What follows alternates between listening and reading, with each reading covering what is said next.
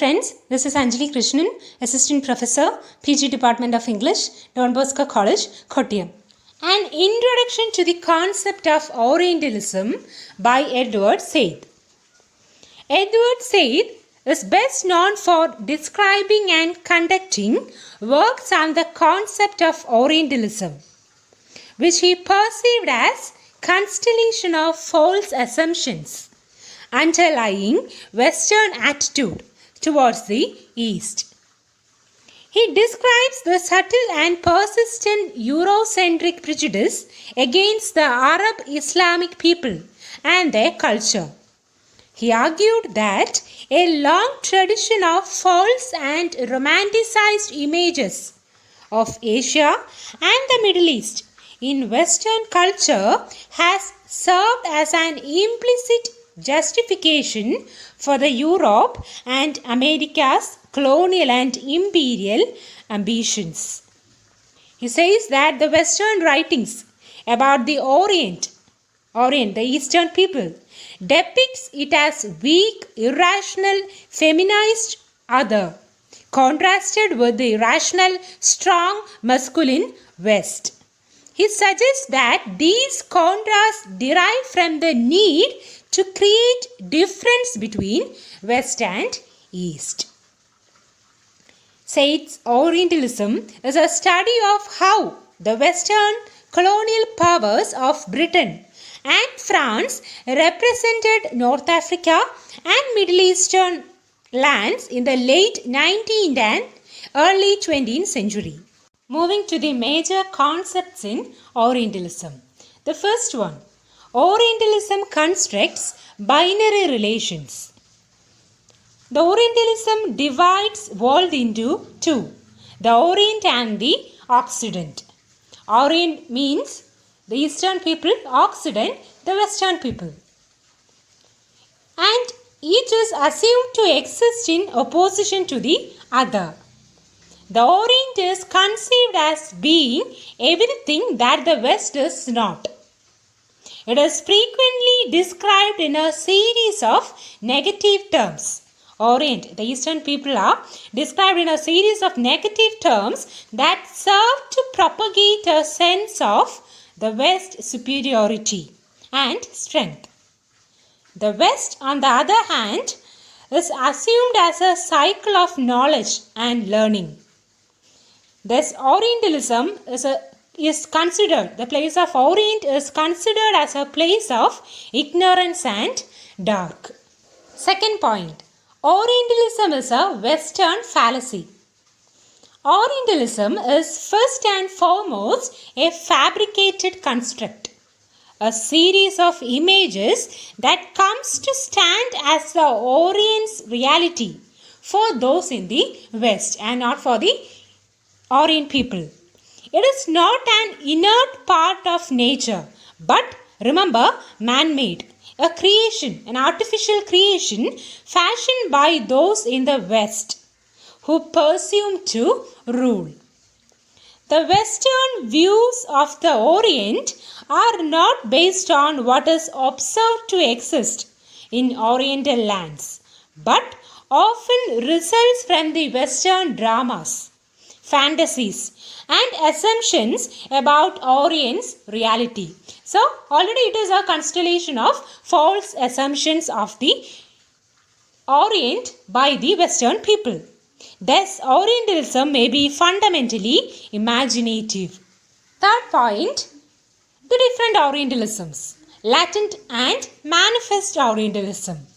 In order to emphasize the connection between imaginative assumptions of Orientalism and its material effects, Said divides Orientalism into two. Borrowing some terms from psychoanalysis, he referred them as the first one, latent Orientalism and manifest Orientalism. So what is latent Orientalism? It describes the dreams, fantasies about the Orient that remains relatively constant over time. So there is no change. And Said's argument proposes that while the manifestation or the manifest Orientalism may be different, may change, there is an underlying latent premise will always remain and be the same. So latent Orientalism describes dreams, fantasies about the Orient that remain without any change over time. But when it comes to manifest Orientalism, it differs according to the realities of Orient. That is to say, the East is East and the West is West. The twain never meet together, as Rudyard Kipling has said. So that is latent Orientalism. And there are different stereotypical representation of the Orient. The first one is the Orient is timeless. If the West is considered as the place of historical progress and scientific development, then the Orient, the Eastern people, was termed remote from the historical change without progress. The West is always considered to be the enlightened one, educated, civilized. On the other hand, the Orient was often looked upon as primitive, uncouth, barbaric. Hence, in Orientalism, the Orient exists as a timeless place, changeless and static, cut off from the progress of Western history. Static.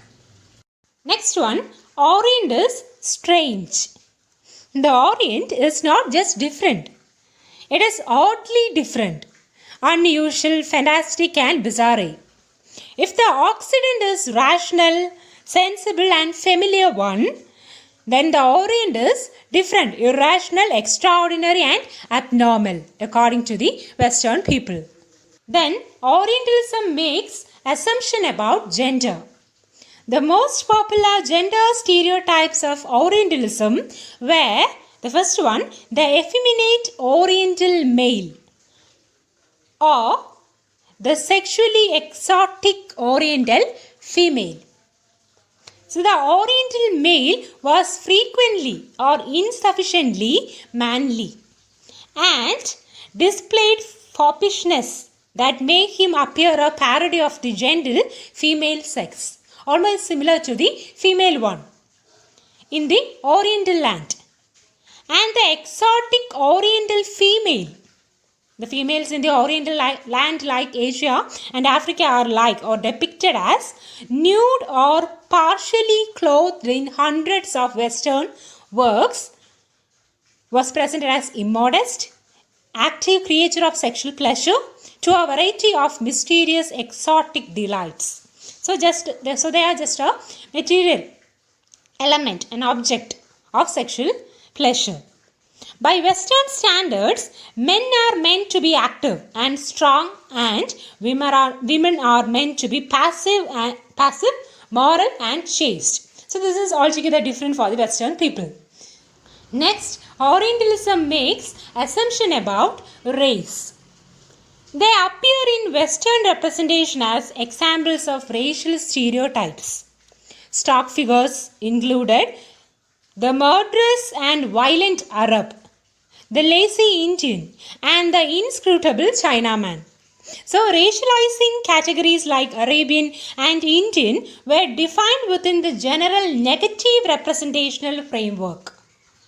And they are often as a set of generalized encounters, like all Arabs are violent and all Indians are lazy. So, it is a general negative representation, a set of generalized encounters which are altogether negative in nature.